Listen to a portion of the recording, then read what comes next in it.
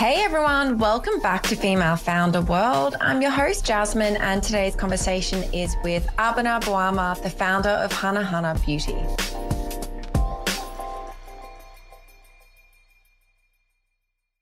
Well, thanks so much for joining this show, and it's really nice to meet you. Before I dig into the beauty brand and what you're building, I will always love guests to just let us know a little bit about them and your path to entrepreneurship and how you got to where you are now. Of course. So my name is Abena Boamah. Abena Boamah Champong, founder of Hanahana Beauty. I feel like my stepping stone into beauty was very much accidental. So I come back from an educational background. I was a former teacher. I'm also a former therapist. I started Hanahana while I was teaching and actually receiving my master's. But before that and anything, I'm a Ghanaian American daughter, friend, sister. I'm a Pisces. I really love curating experiences where people can just learn about themselves. I feel that my purpose or things within life is about being able to create experiences where people can learn. And I think I've been able to have that opportunity as a teacher, as a therapist, and also with starting Hanahana. And I think that's just always been something that has driven me. And I find myself to be very multifaceted. And I've always been, I guess, as a kid, just loving dipping my hands into things and allowing my curiosity to become little obsessions that you can create things out of. So that's a little bit about me. I connect with a lot of that. I'm also a Pisces moon. Make me quite emotional if you have a Pisces moon. I'm a Pisces, but then my moon is Scorpio, and then my rising is Virgo. Oh, I'm also Virgo rising. It works. I wonder if there's an entrepreneurial thing that's connected to Virgo rising. You're not the first person that said that. Yeah, I feel we definitely, entrepreneurs have to present they have it all together, right? So. Yeah. And rising is all about how you present to the world as well, isn't it? Yeah. I'm going to dig into that. Can you tell us a little bit about your beauty company and what, I think it's good to have a couple of anchor points to let people know where you are in the entrepreneurial journey. So maybe a little bit around how many products you have or something that can give an anchor point around the size and where you're at. Yeah, of course. So Hanahana, we were a consciously clean skincare, beauty, and wellness brand. And our focus is how do we create sustainable paths from producer all the way to our community, our consumers. So some of the things that we do with that is being able to source our raw materials directly from cooperatives. So we source our raw shea butter directly from the Katanga Cooperative in Ghana. We've been doing that for the past 4 years. We're about to turn 5 in March, which is crazy to think. We started in 2017 when I started with 3 product SKUs. So our shea butter, our exfoliating bar, which is now called our 2-in-1 bar, and our exfoliating cleanser. And at that time, we only had, I think, 3 cents. So right now we have 5 cents of our shea body butter. We have our 2-in-1 body bar. We have our exfoliating cleanser and our shea balm, which is our lip balm. And then we've recently, just 2 weeks ago, launched our first skincare focused product for the face, which is Skin Nutrition, which is a detoxifying mask, which is helpful for congested skin and does gentle purging, but doesn't strip away. So yeah, we've been doing this for some time. I started in my, literally my kitchen, in my 3-bedroom apartment. I was formulating everything myself, doing a lot of research. I lived in between Ghana and the States, going back and forth, making sure to create those relationships and foster what we have called the Hanahana Circle of Care, which is our initiative program. We're able to provide healthcare for the cooperatives we work with, to now being in a place where we have a HQ and we're building team and we're continuously looking at ways of elevating the brand and structure. And yeah, everything for me was bootstrapped. So all of it has really came from my account and the sales. So now we're in a place where we're fundraising and been in that process, which is a very difficult and seamless process, but at the same time, I think, the relationships and it's beyond the capital. So we're in a place where I'm just trying to be very intentional about how I'm building my team and where I'm taking money from and how we continue to elevate the brand. I want to get into a little bit about your experience with the fundraising process. I think a lot of people listening to this show will be wondering whether that's the right move for them. And how did you decide that, okay, now is the time when I think we need to take on external capital? For me, like I had done a couple of grants. Like I was a receiver of the Glossier Grant. So like that was one of the things. And so like I had those different opportunities there. And we were just at a point where for us, we really focus on supply chain. So like we have control of our full supply chain. We're not working like with outside vendors and creating our products. We work with a beauty chemist to like formulate and then we create, but we have that full control. So when it came to a point where our sales had been definitely escalating at a point where like the team structure needed to be elevated, you know, I think that was definitely a point where I'm like, okay, we need to start fundraising for sure.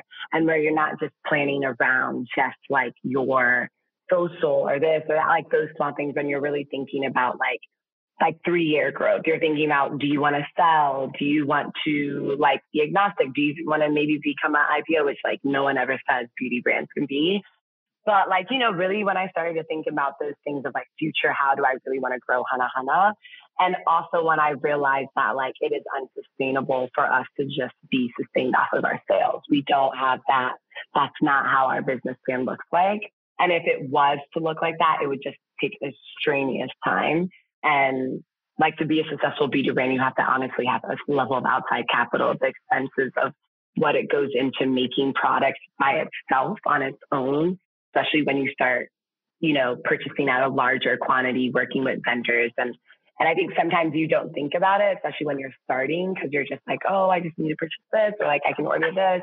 But when you really want to expand, and you start thinking of those margins and everything, you're like, okay, how can I actually be intentional about growing? But even with fundraising, it's been taking a long time. We honestly only have 2 people on our cap table, and I'm pretty transparent about it. We work with like Alexis Ohani was one of our first investors. Hannah Brothman was our actual first investor. It's like this balancing act as a, you know, as a founder when you are of a small brand, and it's not just from ideation where you're fundraising through an idea, but you already have the ideation, you've already went into launch, you've already had sales, and then you have to manage that and manage fundraising, because fundraising is literally its own job on itself, like, to be honest. This is what I hear so much from founders, is that it always takes longer than you think it will. And it takes a lot more time while you're in the process, and that it's a trade-off of, okay, now's the time to raise money. But that also means I can't work like in the business as much as I would be during this time. So that must be like a really challenging thing to try and juggle.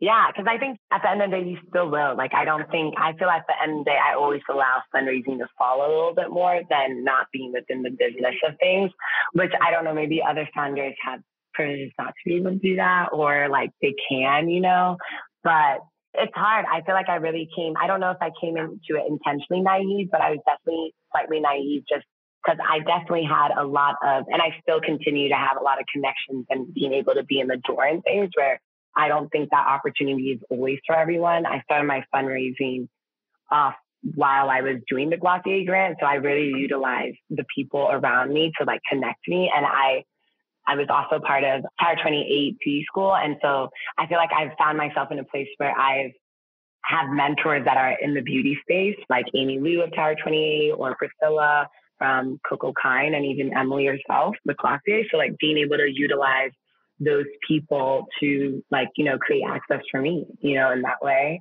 But it's hard. It's so hard because you are in your brand, you see the growth, you know, those little nuts and bullets. And then you have to sit in front of people that don't know anything about beauty or do know something about beauty, or maybe just saw one article, or they've, you know, invested in a couple beauty brands. So they think it has to look exactly like this. And let alone being like a Black woman in this space is just a whole different experience. And trying to tell people why, you know, you'll have these questions or someone's like, who's your main consumer? Like, are they enough? And I'm like, well, our main consumer is actually the main consumer of all beauty, which is Black women putting in 75% of the money into, you know, these moments where you have to just like explain yourself. And honestly, with my personality, I don't like to ask for things. So I like entrepreneurship is this balance of my own personal growth to be able to be like grow as a professional too in that space. And I think fundraising really challenges you to do that, but also not lose sight of what it means to be a founder CEO, which is also like managing and growing a team to execute like the things at a certain level of what you want. So it's like, it's a process for sure. And who's actually on your team now? So we work with 2 consultants right now from Create for Her who are amazing. They focus on e-commerce and also product development. And then I have my executive assistant actually right now rebuilding our operations team. So bringing in a new like fulfillment, like our product creation and fulfillment lead, and then our shipping operations. We have a social strategist. We have our customer service team, you know, and that type of space. But yeah, it's it's a process for sure. And we work with a CFO, everything in that sense. So we've just been really trying to be intentionally like grow a business and like really look at it as fully as a business and not just like, you know, a startup in that sense, or just like something that I feel like, especially when moving into the HQ space, it's very different now than 2 years or a year ago. Before August 11th last year, like I was still the only person making. And that was a lot of time of growth where I was doing everything by myself and we were having all these orders and everything. And it was just me. So now being able to release those things and grow a team with that, it's, you know, you have to put a lot of intention into it and trust into those people too. So it's a process for sure. I think your story is a real testament to how far founders can get when it's just themselves or a small team, and that you can actually like really prove out your concept on a really lean budget and a lean team. Like you can get pretty far, which you obviously have been able to do. I'm really interested. So you've had like quite a few product launches. I feel like you've really built out your SKUs. And when you're launching a new product, how do you think about what goes next? I know that you guys were really known for like the shea butter based products, and now you've moved into really like different categories. So how do you think about, okay, this makes sense, this is what should go next? Yeah, for us, like we've been we thought about our skincare philosophy of like, well, we want from the beginning, before I really knew we had like a body care philosophy or skincare philosophy, it was about things that would work, right? So like efficacy and how effective products are.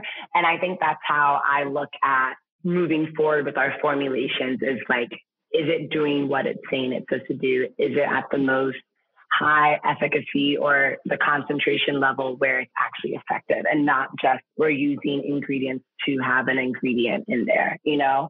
So that's like definitely one of the biggest focuses is like the efficacy portion of it, the sustainability portion of it, in the sense of like how we're sourcing the ingredients too is very much important at the same. And then like to build off, we really build off of our customers and like what they want. Like right now, I can't really say what we're going to do next because we need to talk to our customers about like how they're feeling about the mask and what they exactly want next to it. But for us is to like build off of each other's products and really be able to grow in a space where your daily use skincare and body products, you can find it under our line, like under Hanahana. So like from your shea body butters, from your, you know, your bar or your lip balm, right, that we started, or like the cleanser, but then to the mask, or what does it look like to have a gentle cleanser, or if people are looking for a certain type of serum or a certain type of oil, or your moisture, like your daily moisturizer. I would like to be in a place where Hanahana can be those daily use type of products, as well as like, you know, your weekly, but not really a specialty. You know, there's certain skincare brands that you're focusing on like a problem and attacking the problem, where ours is more so being able to like, we're focused on fulfilling a daily use product, but having it be the most ethical, but also efficacy product too. High in efficacy in that way. Mm-hmm. You've mentioned supply chain quite a lot. I don't think a lot of people understand actually how little visibility a lot of beauty founders have about the sourcing of their ingredients. And especially if you're using, you know, certain partners and manufacturing partners, like you might not actually have all that much visibility about where your ingredients are coming from. So the way that you have set it up is incredible, and also must be incredibly complicated. So I'm really interested to know how you've thought about that and how you've navigated that as the business has grown, because it's one thing to be a really small brand with those principles, but it's really something else to be able to scale and stay true to that. Yeah. I mean, and it's something that we're continuously like trying to develop and do better in and expand in how we look at our methods of like sourcing when it comes, for us, it's like, okay, either we're working with vendors where we're sourcing more ingredients that we can be verified that it's ethically sourced, or we ourselves are sourcing directly from the producers. So like when it comes to the shea butter, me being Ghanaian, I already had a lot of background as a child and just like as a person, knowing that shea at least came from Ghana. I didn't exactly know all of the details when I first started, like just making, I remember our first like 50 kilos of shea. I think I bought it from my aunt or something like that to ship all the way here. But I went back in 2017 to like actually go directly to the producers. And that experience allowed me, one, to really format the understanding of like what lack of sustainability really is in a holistic form, and not just environmentally, but the fact that, you have people, women all over, not just in Ghana, in, Western African countries, in the northern region, creating these raw materials and are not being sustained through finances at all. Like, and it just doesn't make sense for the amount of work that goes into it. And it also doesn't make sense when shea butter particularly is used in over 75% of your makeup and skincare products. And that is like a number I think sometimes people don't realize how much it's in everything. It doesn't have to be a body butter. And, even these factories that are making shea or cold press or whatever, they usually at the end of the day are still getting things directly from producers too, and then either packaging themselves or sending it off. And, so that experience going back and being able to learn directly from the women, and then also getting the price point where I was like, I cannot pay this. This is actually ridiculous. Like, this is not fair. You just showed me your work and how to do this. So from that, we have been able to like source, and where we do it, where we're purchasing like a ton at a time. Like we did not start where we are purchasing a ton of shea and using a container. Like when I started, I was out here, bringing back suitcases and boxes of shea back and forth. But we're now at a place where we're working with like, a container service where we are purchasing like a ton right now at the moment, like twice a year, to be able to go into the new year. So that's the consistency at right now. But obviously, as we continue to grow, we want to be purchasing more. But yeah, and like we've also done it with the spirulina that we had in the First Skin Nutrition. We were able to source that from Ghana too. So we're really taking our time, because for me, when I think of ingredient sourcing and I think of production and just like how we grow as a brand, I want to be able to sell our products on the continent. I want to be able to sell in Ghana, but I don't want to be able to source products from Ghana, only make in the States and then send it back, because that's a part of the problem. So like for me, the bigger goal of things is like, how do I get to a place where I'm able to not only source raw materials and make here, but source and make in Ghana and spread through the continent and like, in that type of way too. So it's like a lot of different steps and taking that time. And I think when you have the right team and different people behind you, you're allowed to see how you can really move and grow, even though like, I think supply chain, especially when it comes into beauty space, so many people only have those different ways that you go to. You go to a manufacturer, they do it. That's how. If not, it's seen as a little bit more like, downgraded, or you're not there yet. Like you always want to get to your 3PL. Like, you know what I mean? But whereas, there's a lot of different brands. So when you think of it from even Tata Harper to like Coco Kind, like different brands that are creating and making their products and really behind the understanding and knowledge of where you're sourcing your ingredients, and I think being able to have a mentor that does that, but also being able to have, just know that there's brands that I can like be like, okay, they've done that before in this way. This strategy, this business strategy is something that's not new. It allows me to feel very secure, especially when you go into investor like meetings and they're like, why don't you have a 3PL? Like, why don't you get a manufacturer? Like, all these different things. And you're like, no, I'm really trying to actually build a sustainable brand, which sustainability is expensive and no one ever wants to talk about that. And I think that's one of those things that like I continue to just like reconstruct and like, just stay, because the beauty space is all about sustainability. And we weren't at one moment, but it's so easy now for your big Estee Lauders, L'Oreal, everything to just move into that space, because it's about money. And if you have money, you can be sustainable. And it's just about like that choice. And that's like a level of privilege, I think, too. Absolutely. I think the most recent product that I saw that you launched was you mentioned it before, the skin nutrition. Is it a powder mask? Yeah, it's a powder mask. Mm-hmm. Nice. I've used the charcoal mask from May Lindstrom, and I really love the concept of you're just adding water. So you've got a much cleaner product when it arrives. But I'm wondering what like worked for you when you launched that in terms of marketing and how you kind of generated buzz around the product. Yeah, we work with, in general, I think like we're only 2 weeks out of the launch. So it's like still, we're still moving. We're still going. Like this is a push in this launch all through the year, through holiday. But I think for us, a lot of it, we really are intentional about our visuals and like our creative and how we storytell. So, I mean, for sure, I think campaign and launch, when it comes into launching product outside of the actual product itself and feeling very secure through the testing and like through all those things and like working with your formulator is really like that creative piece, right? And we worked with an amazing production team, Cozy Global, which is actually head by two of my friends, Sade and Mila. And they've been doing production for some time. And we work with Dion Irie, who's a photographer all the time too, as our mood. So being able to like have a team together, a production team, really like understand our creative and what we want is so important. But also, I think just being able to have your e-commerce, especially since we're just direct to consumer, and your press and social strategies set up in a way that is not only for pre-launch, during launch, post-launch, but extended post, you know, and being able to plan continuously. And I think for us, we understood that this is a new thing. We're diving into skincare. We need to continue to make as much buzz around it over and over and over and over, and let people get hit and introduced to it multiple times, you know? So we also did our pop-up experience that we did. And I mean, I feel like our press team, Alma Communications. Yeah, tell me about this pop-up. I want to know more.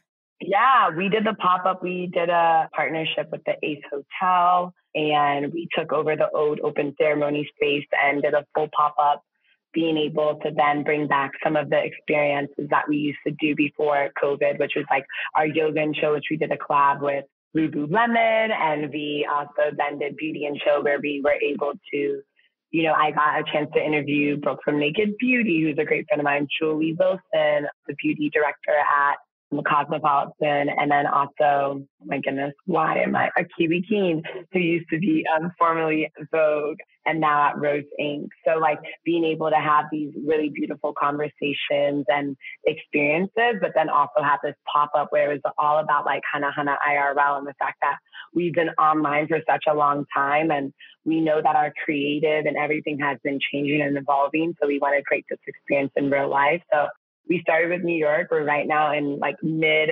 planning of Chicago, which will be in October, which is really exciting. And then we're going to also do a LA one too. So we want to be able to like move this pop-up around to communities that we know that support us already online. And so like, how can we be there in real life for you? And I think everyone is just absolutely itching to get back to real life events. Just, you know, from what I saw with the Allure store, they had that pop-up. I think it's still open actually in Soho.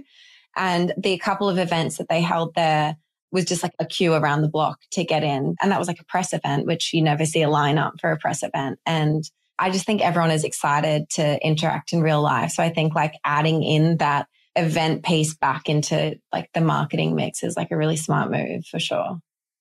As the business has grown and then you've kind of evolved as a businesswoman and a founder and a leader, are there any resources that have helped you that you could recommend to others to upskill as their business grows? Yeah, I think definitely in the beginning when I was looking for grants and things, like utilizing places like Alice. I know iFund Women does a lot of different things, and they also have a lot of different workshops.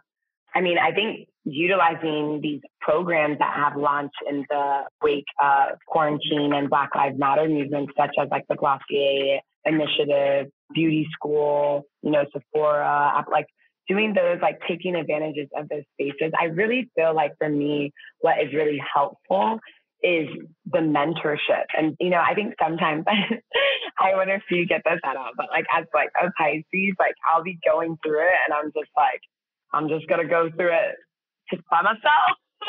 Like, I'm just going to be like, it's just like, there's a point where I'm like, I don't want to tell anyone how wild this entrepreneurship ride is. But then as soon as I'm talking, like I literally today, that was like one of those days where I was freaking out because I'm, right now, online.com sales everywhere is like pretty much like just a slowly grow. And it's something that is really hard when you're having a launch and you do something in person and it's going well. But then online, you're like, like I'm over here like crying, like just trying to like get it together. And like, those moments that I feel like being able to have like a mentor like Amy Lou, she will be like, where are you at, girl? Like, are you okay?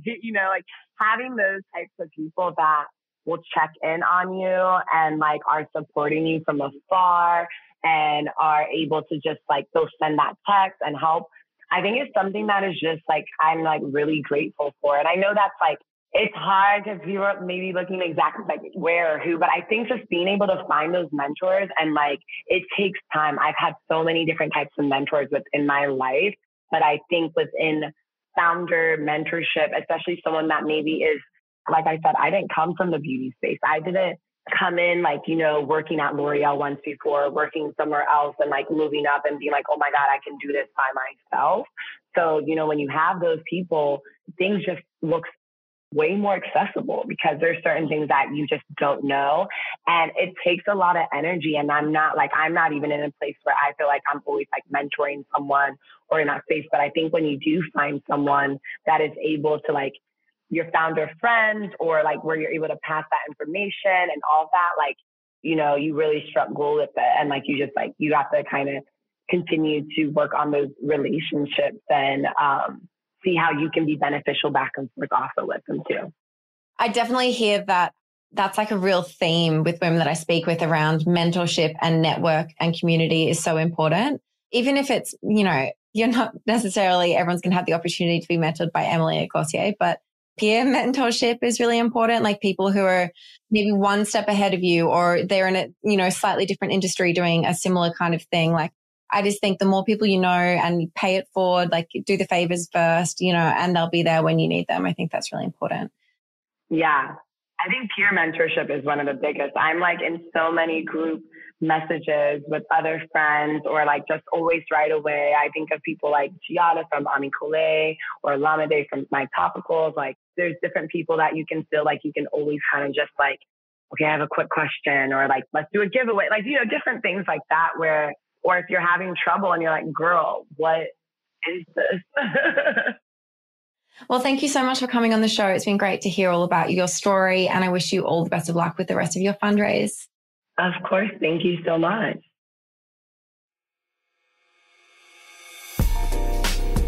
Hey everyone, it's Jasmine again. I just wanted to pop back in and say thanks for listening. Hope you enjoyed that interview.